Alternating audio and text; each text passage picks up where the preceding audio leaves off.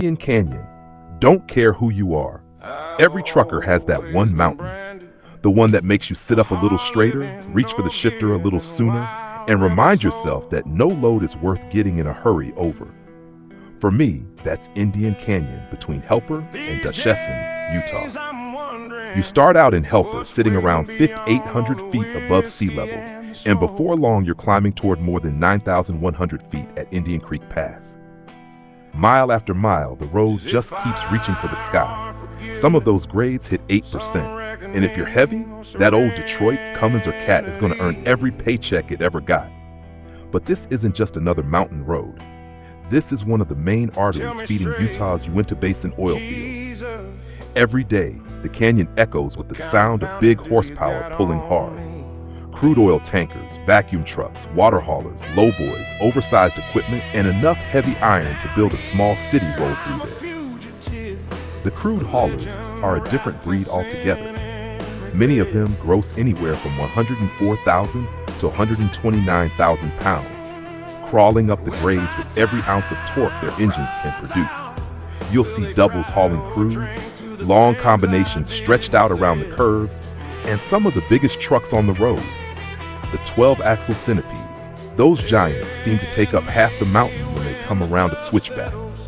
Watching one of those heavy haulers climb Indian Canyon is like watching a freight train trying to crawl up the side of a mountain. When you're meeting one in a curve, you give it the respect it deserves. Everybody worries about the climb. The old hands worry about the trip back down.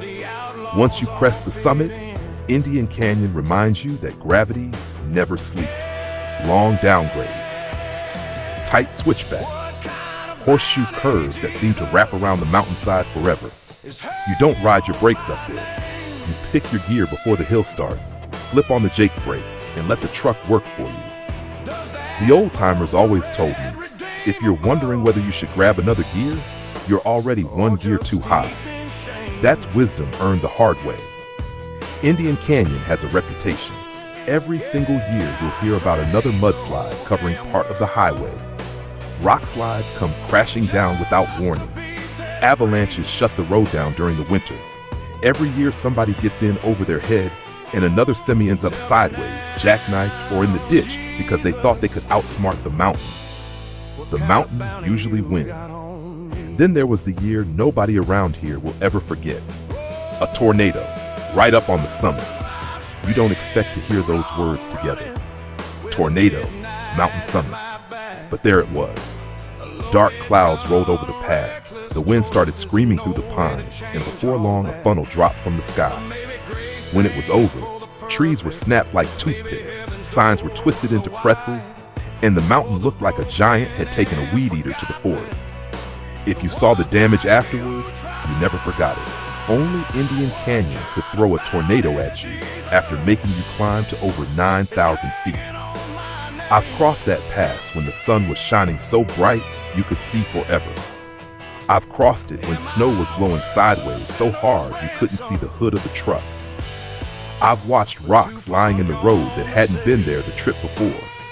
I've seen mud washing across the pavement after summer storms.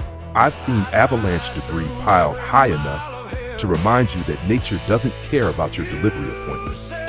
I've watched heavy crude tankers crawl past with their stacks barking under full load. I've met centipede trucks so long and heavy they look like they belonged in a mine instead of on a highway. And I've seen enough spun out semis to know that experience alone doesn't guarantee you'll make it through without respecting the mountain. Indian Canyon doesn't care if you've got 50,000 miles behind you. It doesn't care if you've got 5 million. It doesn't care if you're hauling groceries, CO2, cattle, crude oil, drilling rigs, or 129,000 pounds of black gold. It doesn't know your name.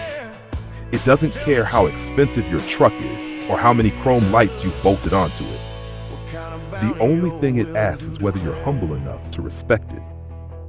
Every time I cross that pass, I remember something an old driver told me years ago.